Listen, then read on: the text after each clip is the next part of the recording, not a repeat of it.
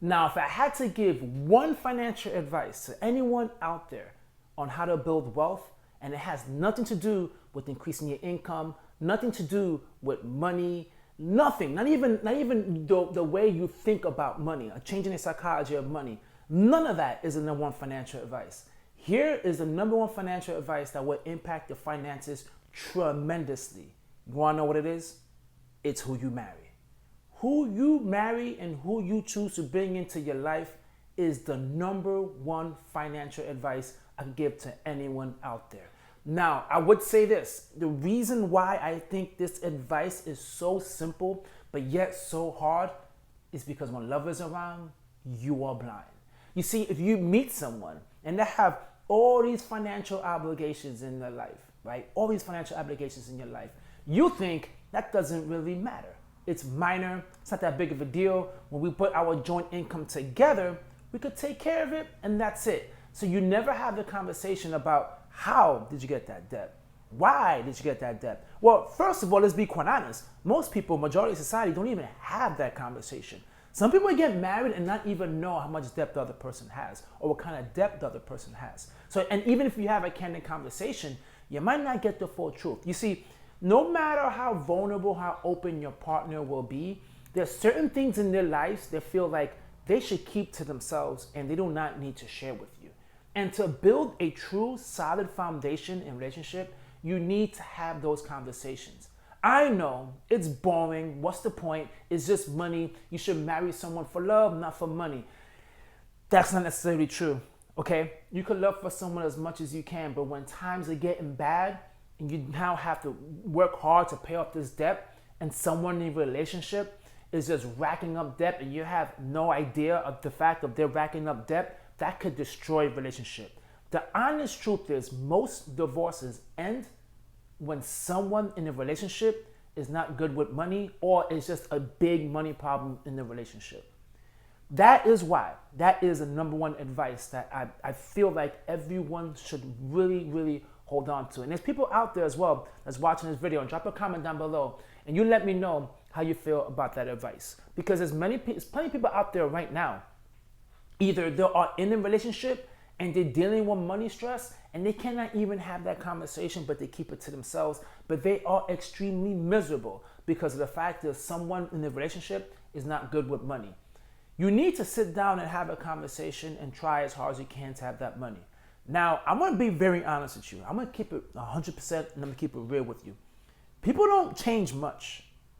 It is very hard to make someone that's a complete saver become a spender, right? It's really difficult. That's why a lot of times you hear the Dave Ramsey show, it's always one spouse member calling in saying how they're trying to do, all this debt free, they're trying to follow the snowball, and then they always end up saying, well, the partner doesn't agree with it. The partner is not in line. And that by far is the hardest thing, to get two people to unify.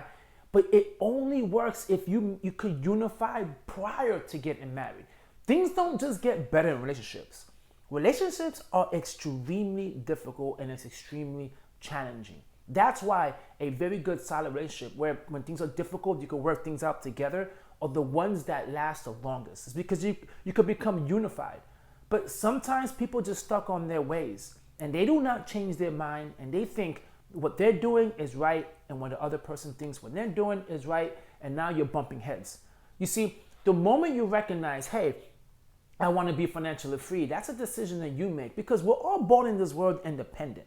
So you have your own independent thoughts and your independent ideas, and you feel like you could do whatever it is that you want to do. So if you feel like, you know what, now I want to reach financial freedom, I want to pick up a side hustle, I want to, I want to go on vacation, I want to start spending less, that's something you want to do.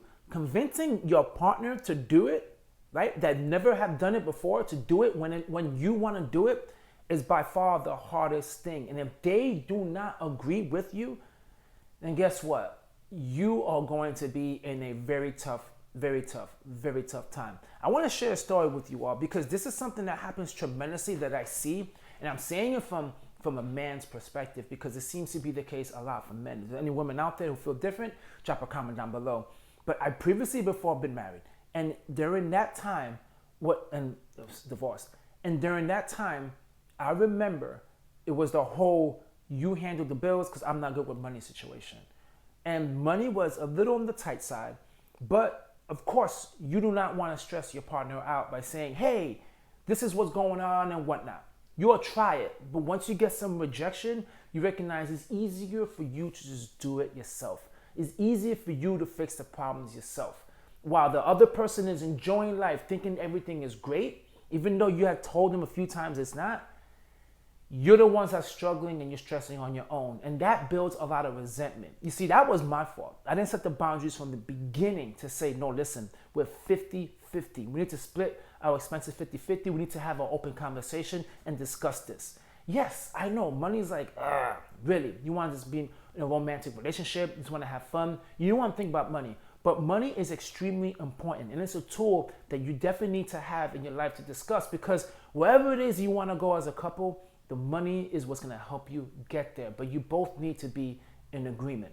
Now, drop a comment down below, guys, and let me know what you think about this, because I had this thought for a while, and I was like, man, I give so much financial advice in videos, and the most obvious one that I never gave advice about was this one. And I strongly feel like this advice is the number one financial advice. Is the person you marry has to be aligned with you, not only in finances, but in this case, financially, because if not, it is definitely not gonna work. It's gonna ruin your life. And if you do end up in a divorce and you racked up so much debt, guess what?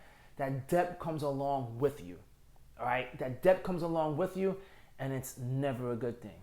Anyway, guys, I really hope you enjoyed this video. Hit the like, leave a comment, and subscribe. I know the comments in the bottom are gonna be crazy. Catch you guys in my next video. Peace.